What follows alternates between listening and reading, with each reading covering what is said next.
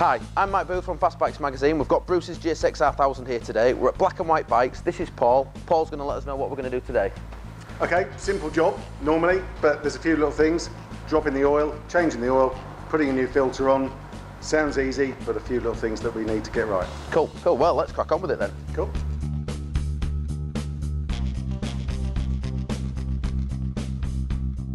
Right, so first thing to do when changing the oil is to get the oil nice and warmed up. So we've got to start the bike up and let it warm up for a couple of minutes.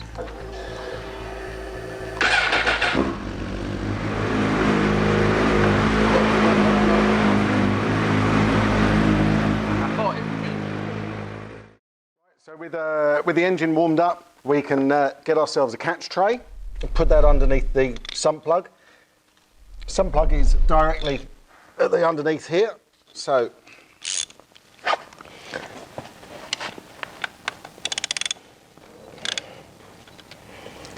and now the sump plug will come out, trying not to drop it into the oil. And what we've got here is a magnetic sump plug, so we can look at what's going on and see if there's any metal contaminants held by the magnet. This is the first time this oil's come out of this bike. It's only 1,300 miles. So don't be too worried on a new bike that it will have a little bit of metal, nothing too scary. If the bike is getting older and older and there's big lumps in there, then that's time to get worried. But normally something like that is nothing to worry about, and particularly because it's the first oil change it's ever had.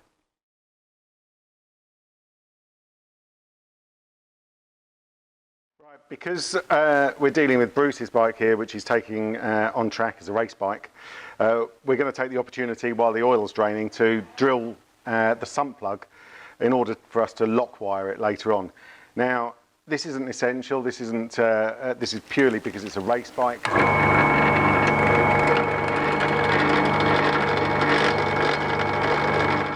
Clean all that off, get rid of all the swarf, and we just need to put a new sump plug washer on.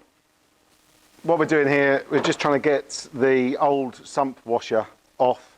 It's going to be crushed in there quite nicely, so be careful, gentle tap, just to try and ease it off with a screwdriver. You might need to unscrew it. There.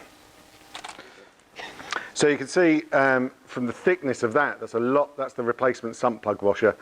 So that's a lot thicker than what came off of this. So you can see how much this crushes down.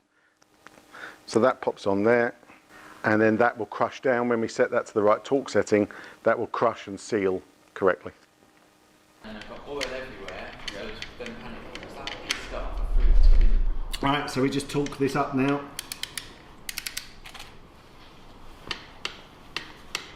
And that's done. Next job we're going to do is remove the old oil filter, making sure the oil catch tray is underneath.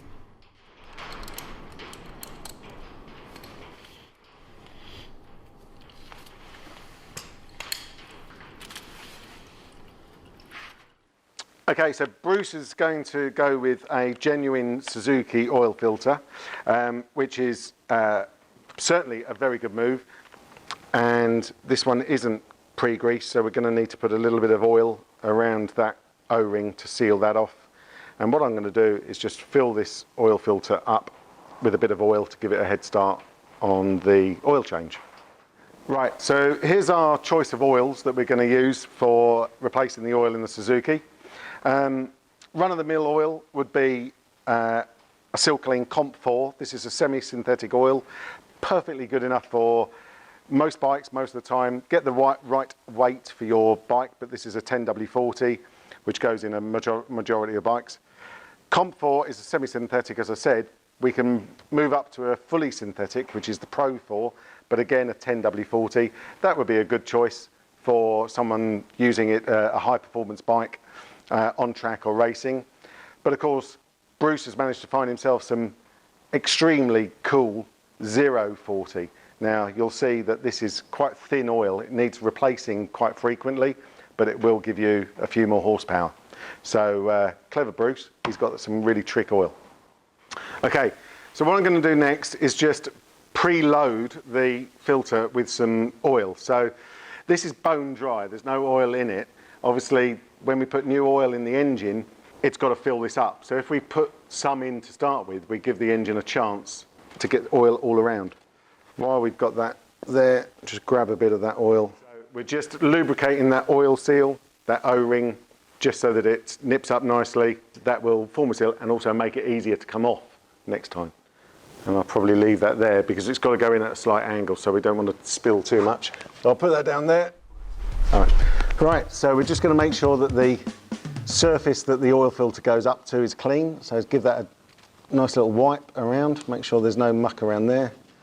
Get your oil filter as quickly as you can, spin it on, get it tight, and we didn't spill a drop.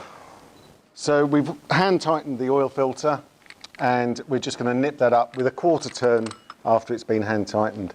So on with the tool, and then just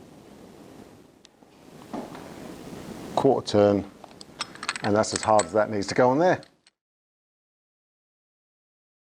When you've taken the filler cap off, just inspect around here and have a look for any white residues.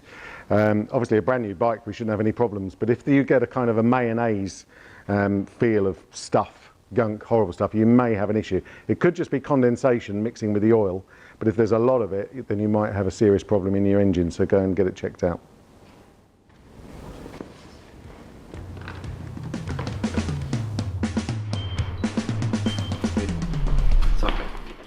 So as we're filling the oil up, we're keeping an eye on the sight glass down here, and it's just come to the top. So we've actually got our first pass at filling with oil done. What we're going to do next is run the engine up, get it flowing through, and then check the oil level again.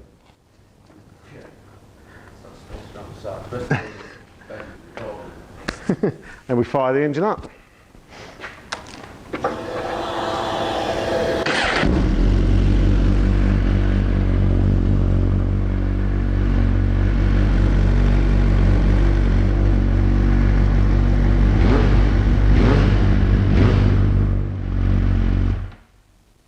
Right, so we had no oil pressure light come up, which is a good thing, and we'll just let it settle now and see where the oil level is. Right, I think it needs a bit more. Is this the longest oil change you've ever done? No, they take forever. Well, yeah, I suppose so, but the oil filling, this is about the most boring job. I hate this bit. It takes so long. Okay, so we've put the front of the bike on a stand as well as the back to get it nice and level, and then checking our sight glass now, we are just a fraction under full. So I'm just going to put a tiny little drop more in. It won't be much. Like that? That'll do, yeah.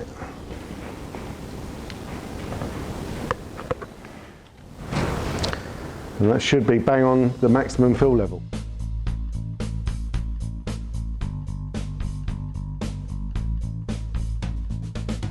Hi, I'm Mike from Fast Bikes Magazine. We're here with Paul from Black and White Bikes. Today we've done an oil and filter change on Bruce's GSX-R 1000.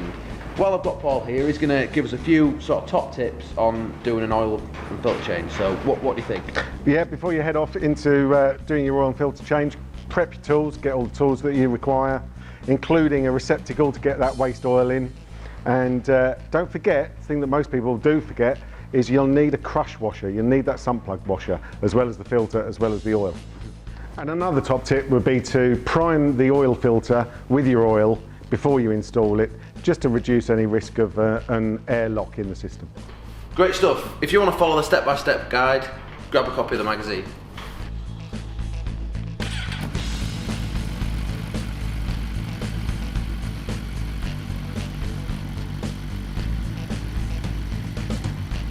So when you finish your oil and filter change, it's really important that you dispose of your waste oil in an environmentally friendly way.